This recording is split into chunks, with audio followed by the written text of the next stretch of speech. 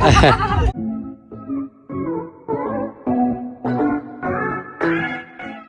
Eigenman, panibagong experience ngayong bagong taon dahil sa mismong tulay ng Katangnan, nag-spend ng New Year sa lubong kasama ang pamilya, sina Lilo at Kowa at syempre si Fillmore at ang kanilang mga kaibigan.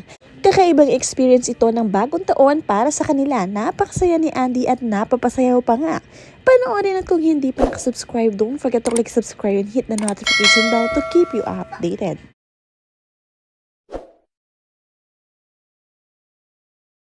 Wala na ngang mahihiling pa si Andy, super blessed and thankful sa kanyang buong pamilya.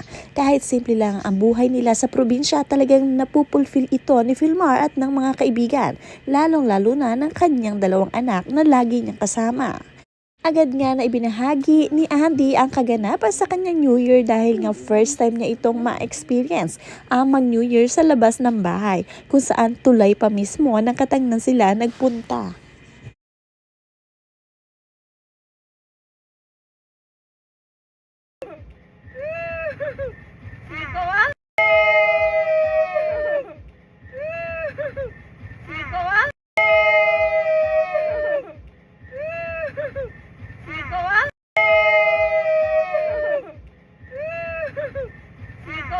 Napakasaya dahil pati sina Lilo at Kowa ay hindi malilimutan ang experience na ito. Kakaiba at syempre malaya silang nakakagalaw sa probinsya. Malayo sa crowded area kaya naman mas gusto nila dito. Sa Katangnan Bridge nga kitang-kita nila ang view, ang lahat ng nagpapa-fireworks. Kaya naman doon nila minabuti na manood kasama ang pamilya dahil mataas ang area ng bridge.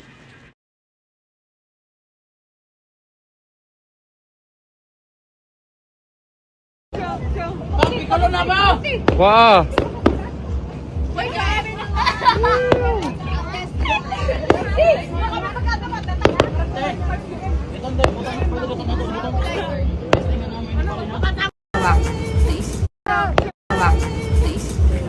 Oh, saan lang ilalagay? Dito lang. Where's the... More travels! More travels! Oo nga! Got to take a picture.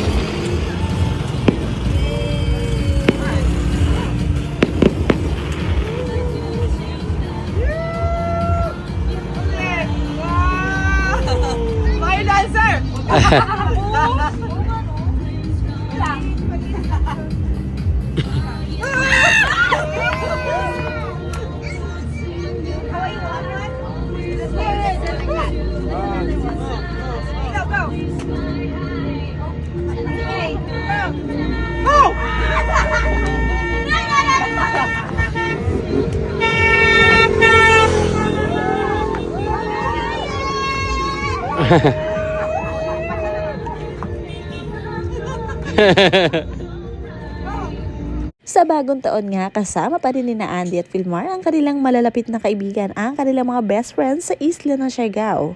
Talagang sila pa rin at habang buhay na silang magsasama sa probinsya dahil doon na nga si Andy for good. Talagang settled na si Andy dito kasama ang kanyang pamilya. Kaya naman fulfilled na ang kanyang dreams bilang isang mermaid na palaging nagsasurf sa dagat kasama ang kanyang mahal na si Fillmore at ang kanyang dalawang anak na si Lilo at Kowa.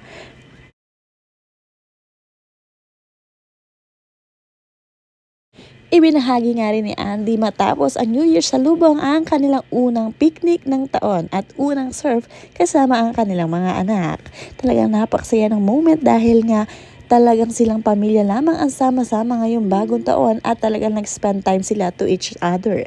Dahil nga malapit nang magtrabaho ulit si Fillmore at aalis ng matagal, talagang nagbanding silang pamilya sa tabing dagat at mga naligo ang kanilang mga anak.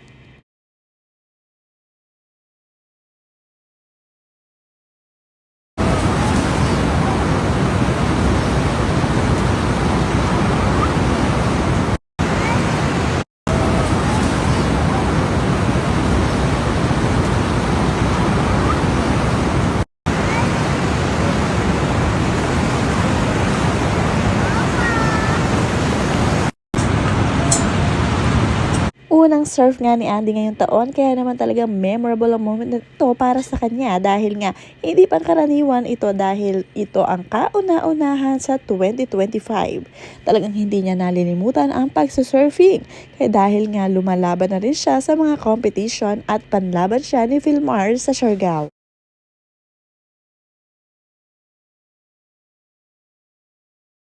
Hindi lamang si Mami Andy ang nagsasurf dahil nga meron din pakulo itong si Lilo Eigenman. Talagang ipinakita rin niya at nagpakitang gilas sa unang taon ng pagsasurf.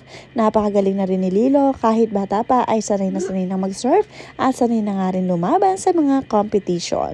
Panlaban din ito ni Philmar dahil nga siya mismo ang naging instructor ni Lilo kaya naman mas naging magaling pa nga ang bata.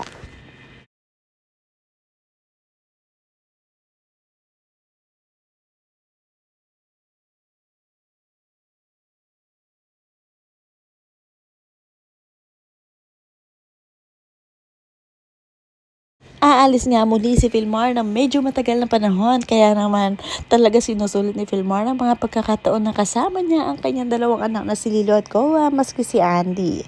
At nagbandi pa nga ang dalawa, nagpalinis pa nga ng kuko itong si Philmar at ipinakita ang mukha ni Andy nang nilinisan si Philmar.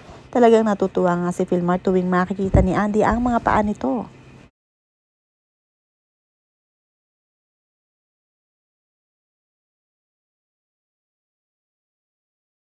Wala na nga masasaya pa sa pag-spend nila ng kanilang buhay sa probinsya.